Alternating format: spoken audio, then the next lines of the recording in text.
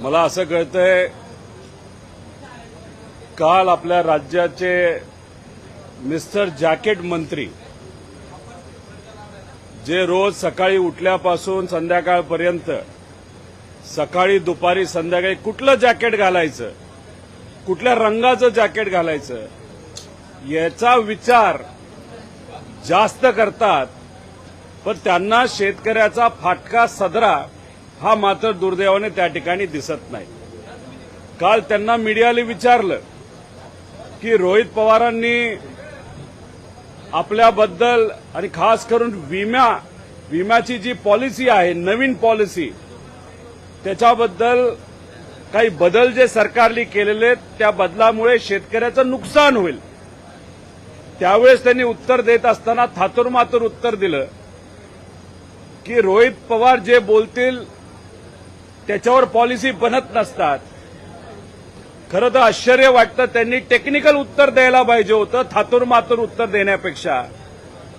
या मिस्टर जॅकेटांनी जो विषय त्या ठिकाणी मांडला याच्यामध्ये जसं माणसं खोटं बोलतात आणि गोल गोल बोलतात आणि या सरकारमध्ये अशी माणसं अनेक आहेत, अनेक नेते आहेत। याच्यामध्ये मी मुद्दा कुठला मांडला होता की पूर्वीची जी विम्याची पॉलिसी होती त्याच्यामध्ये वेगळे वेगळे ट्रिगर होते, ज्याच्यामध्ये पिकांची पेरणी न झाल्यास शेतकऱ्यांना मदत मिळू शकत होती।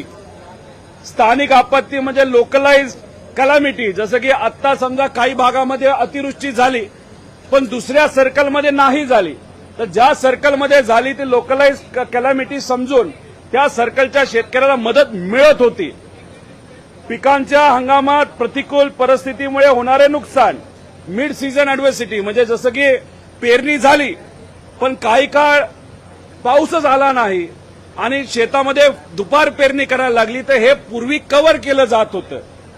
काढणी पक्षात नुकसान, पोस्ट हार्वेस्ट, म्हणजे त्याच्यामध्ये जे नुकसान होतं ते पूर्वी कव्हर केलं जात होतं, आता केलं जात नाही।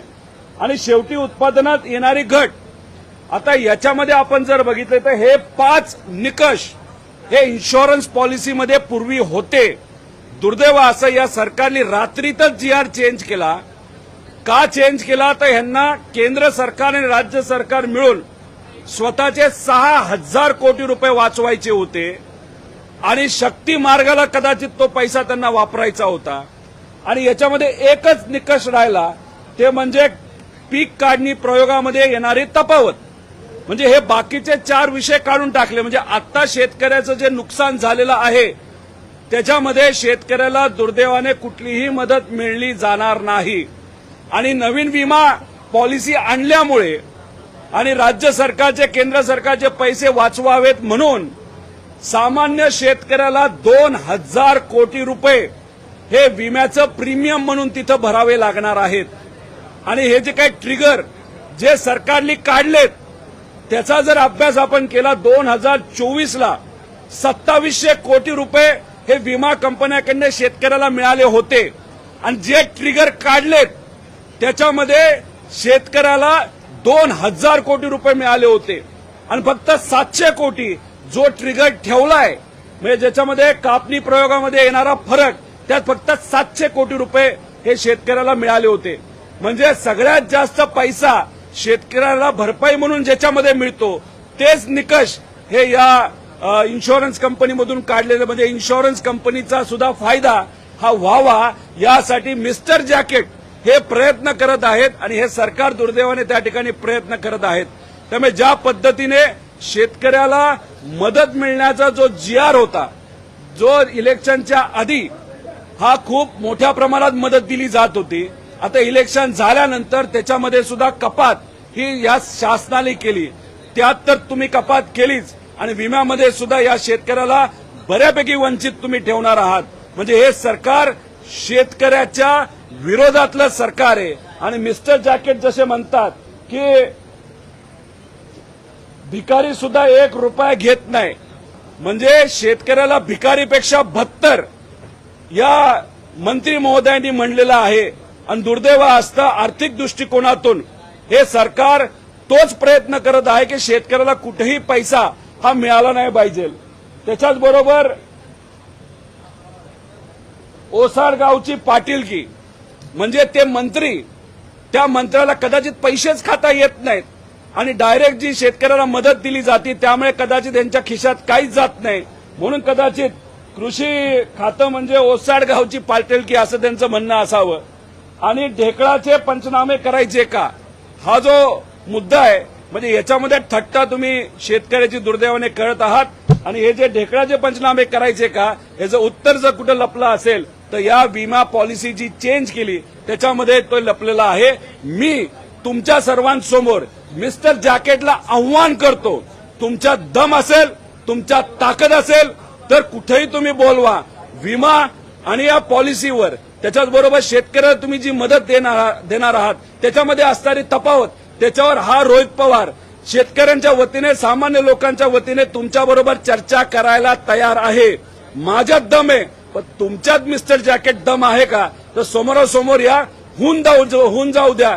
दूध का दूध आणि पाणी का पाणी, एवढंच आपल्या सर्वांच्या माध्यमातून या मिस्टर जॅकेट मंत्री महोदयांना, जे आता दुर्दैवाने वाचाळवीर मंत्री सुद्धा आपण म्हणू शकतो, यांना त्या ठिकाणी मी ओपन चॅलेंज इथं या ठिकाणी मीडियासमोर करत आहे.